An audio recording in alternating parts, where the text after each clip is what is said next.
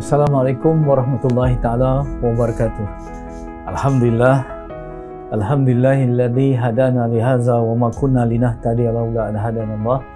Wassalatu wassalamu ala Rasulillah wa ala alihi wa sahbihi wa man wala. Rabbi shrahli sadri wa yassir amri wa hlul 'uqdatam min lisani yafqahu qawli. Subhanaka la ilma lana illa ma 'allamtana innaka antal alimul hakim. La haula wala quwata illa billahil aliyil azim. Ya, saudara-saudari, tuan-tuan, puan-puan, sahabat-sahabat, ahli ilmu yang dikasihi sekalian, alhamdulillah, mari kita teruskan kembara kita, ya, dengan kita melihat ikhlas daripada dekat. Dalam siri yang lalu, setelah saya katakan bahawa jangan tunggu ikhlas untuk kerja baik, tetapi sebaiknya kerjalah baik-baik untuk mendapat ikhlas. Kerana ikhlas itu bukan ditunggu, tapi diburu. Ikhlas itu bukan dinanti, tetapi perlu dicari. Jadi insya-Allah kali ini mudah-mudahan apa yang kita bincangkan dulu itu sudah masuk ke hati kita, mudah-mudahan, amin, ya. Dan kali ini saya nak bawa satu persoalan. Persoalan ni bukan saya reka-reka, tapi memang terjadi dalam real story-nya ataupun dalam cerita yang sebenar, ya. Beberapa tahun yang lalu, saya kira 10 tahun lebih dah peristiwa ini berlaku, ya. Dalam satu organisasi saya jalankan dengan sahabat-sahabat program latihan Mukmin Profesional, ya, kita lihat ada seorang kakak yang mana setiap sebelum itu semua peserta-peserta kursus dikendaki memberitahu nama, apa jawatan mereka di dalam organisasi dan apa harapan mereka terhadap kursus. Apa harapan mereka, ya, terhadap kursus yang bakal mereka lalui. Ini hari pertama, ya, ada 3 hari 2 malam, ya. Jadi bangunlah seorang demi seorang, bagi tahu nama, bagi tahu jawatan dan apa harapan. Sampailah kakak yang telah berusia ni. Kakak ni dah berusia, ya. Bila ditanya, dia kata ini jawatan dia, ya. Dan tapi sampai bab harapan tu lah yang kami terkejut. Harapan saya terhadap kursus ni, Ustaz, tak ada harapan lagi dah. Saya terkejutlah kenapa tak ada harapan. Kemudian dia terus dengan vokal, dengan begitu lantang dia berkata, saya sudah lama kerja dalam organisasi ini, lebih 20 tahun lebih. Ya, saya kerja dengan benar-benar untuk ikhlas. Saya bekerja, tak pandai main sandiwara, tak pandai main wayang, gitu. Maksudnya tak pandai pura-pura lah. Tetapi yang mendapat pangkat yang tinggi, yang mendapat pujian dan penghargaan daripada majikan dan atasan ialah orang-orang ni lah. Saya yang fokus pada kerja, tak pandai orang kata tekan lift. Tekan lift ni apa tahu? Ya, tekan lift ni body, ya. Kalau kita, ya, dalam satu organisasi kadang-kadang, ya, yang boleh naik ni dia ada 2 sifat. Satu, boleh pandai tekan lift, yang kedua pandai kipas, ya. Jadi orang yang kerja betul-betul, yang fokus kerja tanpa bermuka-muka, tanpa berpura-pura ini kadang-kadang tertindas. Ya, orang yang pandai berlakon ni yang kadang-kadang naik pangkatnya, gajinya dan sebagainya, ya. Jadi soalan saya seperti mana yang disoal oleh kakak tadi, ya, makcik tadi, ialah apakah orang ikhlas tertindas? Apakah menjadi seorang yang ikhlas kita akan tertindas? Kita akan terus dimanipulasi dan dieksploitasi, ya. Kita betul-betul tak pandai nak berpura-pura, tetapi akhirnya kita ditindas. Jadi ini bukan isu yang terjadi kepada kakak tu saja, tetapi dalam kehidupan kita begitulah, kadang-kadang ada isteri yang baik, suami curang, ada yang suami yang baik pula, isteri pula ada masalah, macam-macam yang kita jumpa dalam kehidupan, bukan saja di dalam organisasi tapi dalam rumah tangga, begitu juga yang kita lihat dalam negara sekalipun, begitu, Jadi artinya ada ketika-ketikanya orang ikhlas ini akan seolah-olah ditindas. Tapi apakah benar orang yang ikhlas itu ditindas?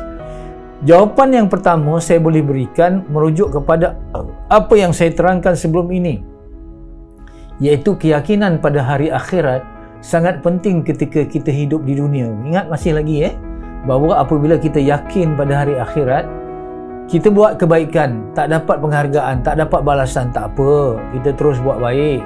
Walaupun manusia tak nampak, Allah nampak. Betul, ya? Kalaupun manusia tidak menghargai, suami tak hargai, isteri tak menghargai, tetapi Allah Subhanahu Wa Taala tetap menghargai. Sebab tu keyakinan pada hari akhirat sangat penting ketika kita hidup di dunia. Betul? Ini Jadi kita boleh beri jawapan kepada kakak tu begitu. Tak apa kak, kakak kena dekat dunia saja. Ya, orang macam ni, tapi di akhirat ini. Nanti ada orang yang kata begini lah. Yelah Ustaz, akhirat juga dekat dunia ni hari-hari macam ni. Ya, siapa nak sabar? Ya, jadi kalau kita kata macam mana? Jadi soalnya sekarang, apakah orang yang ikhlas hanya mendapat ganjaran pahala di akhirat? Tak ada apa-apa ganjaran mereka di dunia. Okey, kita kembali kepada cerita makcik tadi atau kakak tadi. Waktu itu saya tidak bagi jawapan secara terang-terangan di depan majlis yang ramai. Tetapi waktu senggang, waktu kami minum-minum di kafe waktu itu, di dalam pusat latihan tu, saya ambil peluang untuk mendekati makcik tu. Dan pada waktu itu saya tanya, saya kakak lah saya tanya kakak, saya cuba bawa keluar daripada membincangkan soal organisasi, iaitu saya bawa dia berbincang soal family. Saya tanya padanya, bagaimana anak-anak kakak? Pertanyaan saya, bagaimana anak-anak kakak? Subhanallah, apabila ditanya tentang anak-anaknya, mata dia bercahaya. Begitu ceria, begitu gembira. Anak-anak, alhamdulillah Ustaz, anak yang pertama tahfiz, anak yang kedua doktor, anak yang ketiga engineer, lepas tu semua anak dia, kesemua anak dia 5 orang, semuanya menjadi manusia lah. Bukan saja manusia biasa, tetapi yang berpelajaran serta yang baik akhlaknya. Akhirnya saya tanya kepada kakak tadi satu soalan, saya jolok dengan satu soalan. Kak, kalau diberi pilihan kakak naik gaji dengan anak kakak menjadi, mana yang kakak pilih? Anda tahu jawapannya? Jawapannya, biarlah Ustaz anak saya menjadi walaupun saya tak naik gaji. Apa pilihan kakak? Kakak naik pangkat tapi anak-anak kakak tak jadi macam sekarang. Biarlah Ustaz, tak naik pangkat pun asalkan anak-anak saya jadi yang macam ni sekarang. Kak, rupanya keikhlasan kakak dalam organisasi, dalam waktu kakak bekerja, majikan tak nampak, orang lain tak nampak, tapi Allah nampak, dan Allah bagi ganjaran yang lebih baik daripada apa yang kita jangkakan. Boleh faham nak maksudnya? Walaupun dia bekerja baik di dalam organisasi, majikan tak nampak, majikan tak bagi pujian, majikan tak bagi ganjaran, tetapi dalam kehidupan Allah bagi anak dia jadi anak yang soleh, anak yang berjaya, anak yang solehah. Itu lebih berharga. Jadi jangan takut. Orang yang ikhlas tidak akan tertindas. God always move in mysterious way. Kalau kita kata Allah Subhanahu Wa Taala memberi ganjaran bertindak dengan jalan-jalan yang misteri yang kita tak jangka. Kita buat baik dengan cara begini, Allah tak balas di situ, tapi Allah balas tempat lain. Kadang-kadang kita buat baik dengan orang lain dalam bentuk wang. Kita buat baik dengan orang tu dalam bentuk wang, tetapi Allah tak balas dalam bentuk wang, tetapi Allah balas dalam bentuk yang lebih berharga. Allah bagi kita sihat kerana kita rajin bersedekah. Health is wealth, betul Kesihatan adalah kekayaan yang tinggi. Tapi kadang-kadang oleh kerana kita melihat hidup ni dengan ilmu yang terbatas, kita nampak kita buat baik dengan duit, kita nak duit juga. Tak, Allah bagi kita mudah solat, Allah bagi kita mudah sedekah, Allah mudahkan kita melakukan kebaikan, yang itu adalah balasan yang lebih baik. Jadi ingat kalau kita buat kebaikan, bukan saja dibalas di akhirat, tetapi Allah akan balas kita di dunia lagi. Jadi saya buat satu analogi supaya kita dapat memahami betul-betul keadaan macam ni, supaya nanti kalau kita buat baik di mana saja, kita tak kecewa kerana kita yakin Allah akan membalas di tempat yang lain dengan keadaan yang lebih baik. Analoginya begini, kita bergerak di atas jalan raya, kita bawa kereta, kita drive kereta, kita bawa atas jalan raya. Tiba-tiba ada satu kereta di sebelah yang silap lorong. Kita tahu dia silap lorong, dia minta belas ihsan daripada kita, bagi lampu ke, bagi tahu dia nak masuk, bagilah lorong yang kita sedang lalui itu. Kita pun bagi laluan kat dia. Betul? Lepas tu kita bergerak 10 minit, 20 minit, kemudian kita terus bergerak. Kali ini kita pula mengalami nasib yang sama. Kita pula tersilap lorong kali ini. Jadi apakah logik kita kata mana kereta yang bagi lorong kat kita mesti ada kat sini pula dia bagi laluan untuk kita? Tak. Kereta yang kita bagi laluan itu mungkin kita tak jumpa seumur hidup. Dah berlalu. Tapi Allah lembutkan hati pemandu lain untuk memberi laluan kepada kita. Boleh faham maksud saya? Seperti mana litar di dalam di lebuh raya, begitu juga litar dalam kehidupan ini. Ya, kita buat baik kepada individu A. Bila kita susah, individu A tak kenang tau, tetapi Allah bagi ke pembalasan yang baik melalui individu B, C ataupun D yang lain-lain. Allahu Akbar. Ya. Ini yang kita. What you give, you get back. Jangan takut. Apa yang kita beri, kita akan dapat balik. Walaupun bukan daripada orang yang kita buat baik. Saya ada banyak pengalaman, ya, dan saya rasa saudara-saudari, tuan-tuan dan perempuan pun ada pengalaman. Bila kita makan kadang-kadang dalam restoran ke ataupun di tempat warung ke apa, kita bayarkanlah. Ya, ada individu yang kita nampak, kita nak belanja, kita kata dah bayar dah beres dah. Betul tak? Ada tak pengalaman buat gitu? Ada.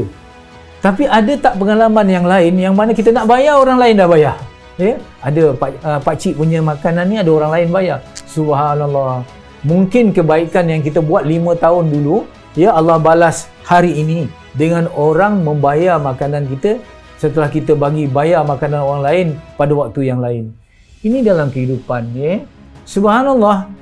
Kalau kita lihat orang-orang yang ada sifat, ya, dalam organisasi ni banyak orang yang curi tulang, curi masa dan sebagainya, tetapi oleh kerana mereka pandai bodek, ya, mereka mengalami SSB, prinsip SSB, sayang-sayang bos, ya, bodek dan sebagainya, pangkat mereka memang naik.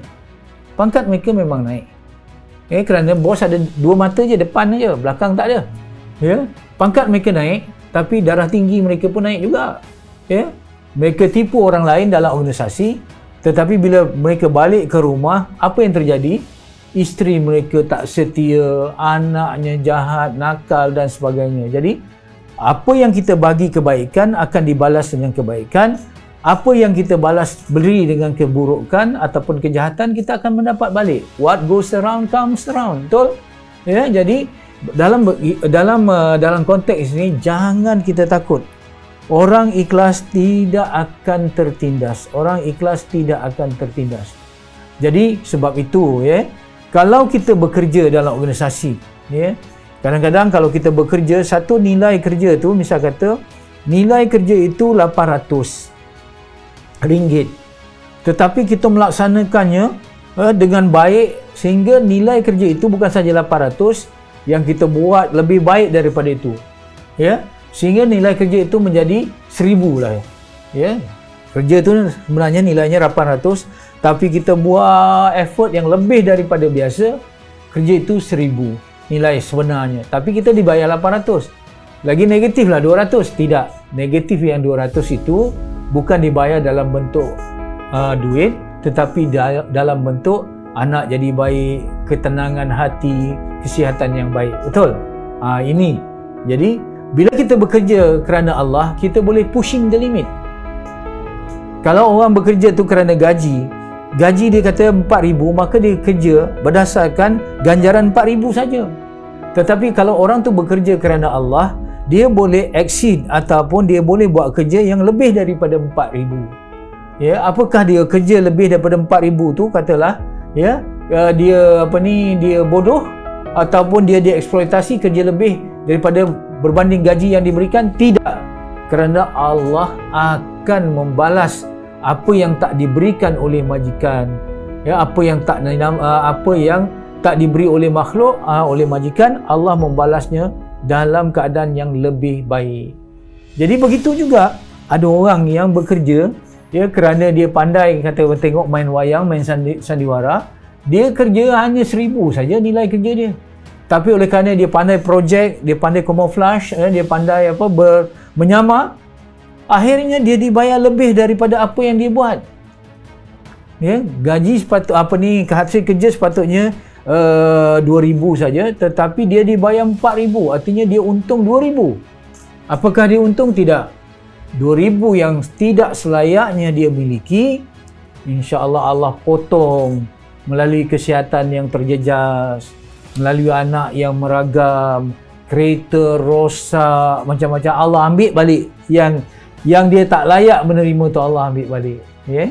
Jadi sebab itu dalam hidup ini, saudara-saudari yang dikasihi, kita perlu benar-benar yakin bahawa pembalasan Allah terhadap kebaikan kita bukan saja berlaku di hari akhirat dalam bentuk pahala dan syurga, tetapi Allah akan bayar kebaikan itu di dunia dalam bentuk yang dikatakan ketenangan hati, kesihatan yang baik. Subhanallah, macam orang bersedekah lah. Orang yang bersedekah akan dipanjangkan usia, akan dimurahkan rezeki. Betul ya? Jadi untuk itu saya ingin tegaskan kepada tuan-tuan, kepada sahabat-sahabat yang dikasihi sekalian, jangan risau untuk kita bekerja dengan ikhlas. Orang ikhlas tidak akan tertindas kerana Allah Subhanahu Wa Taala akan insya-Allah memberi pembalasan yang setimpal, malah lebih lagi. Tetapi kadang-kadang itulah masalah manusia ya. Dia melihat semua dalam kacamata yang terbatas. Ya. Dia selalu dalam hidup kita ni, kita tak nampak kita dapat banyak. Sebab apa? Kita tak tengok yang lebih, kita tengok yang kurang saja. Untuk kita bahagia dalam hidup kita, dengar ya, hitung kesyukuranmu, jangan hitung kesukaranmu. Ya, banyak dalam hidup kita ni orang yang buat baik, Allah dah bagi ini, dah bagi itu dan sebagainya, banyak. Tetapi oleh kerana dia melihat ya dari satu sudut saja, dia tidak melihat yang lain, subhanallah, dia rasa dia tak dapat banyak. Ketahuilah tuan-tuan, puan-puan yang dikasihikan, ketika kita menadah tangan kepada Allah untuk dapat itu dan ini, macam-macam yang kita minta kepada Allah, mintalah, Allah kaya, maha kaya, tak salah. Tetapi sedarlah, ketika kita minta itu dan ini kepada Allah, apa yang telah Allah berikan lebih banyak daripada apa yang sedang kita pinta sebenarnya. Jadi untuk bahagia dalam hidup ini, untuk kita tidak rasa tertindas apabila kita cuba ikhlas dalam bekerja kita, cuba kita merasakan kita tidak dianiaya, dieksploitasi dan dimanipulasi dengan keikhlasan kita, tolong kita lihat apa kelebihan-kelebihan kita, apa yang nikmat-nikmat kita yang telah Allah berikan kepada kita, supaya dengannya kita akan dapat melihat ya bahawa apa yang telah Allah berikan tu lebih banyak daripada apa yang sedang kita inginkan itu.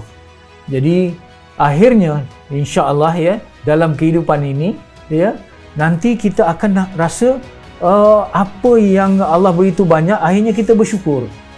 Apabila kita bersyukur, berlakulah hukum la in syakartum la azidannakum. Apabila kita bersyukur, la in syakartum la azidannakum, artinya Allah akan tambah.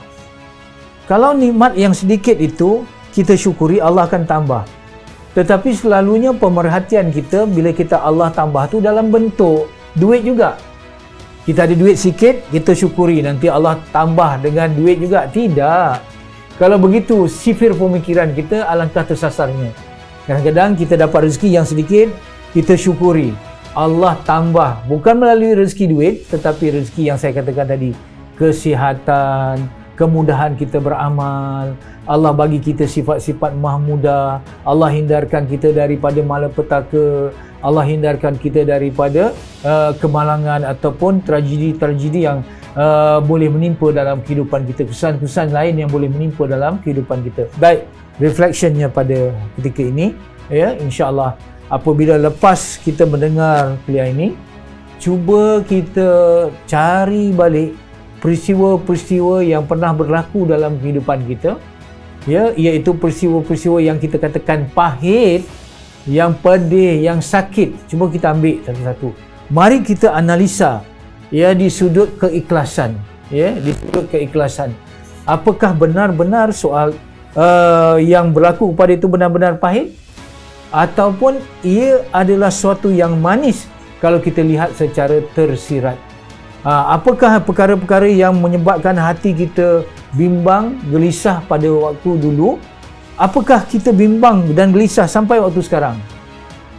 Subhanallah ya, banyak perkara-perkara ataupun peristiwa-peristiwa yang dulunya kita rasa sangat menyusahkan kita, tetapi sekarang adalah suatu yang sangat baik untuk kita. Ada orang dia kehilangan kerja waktu dulu ya. Waktu tu dia macam tenggelam punca. Bila hilang kerja, dia terpaksa untuk memulakan perniagaan kecil-kecilan.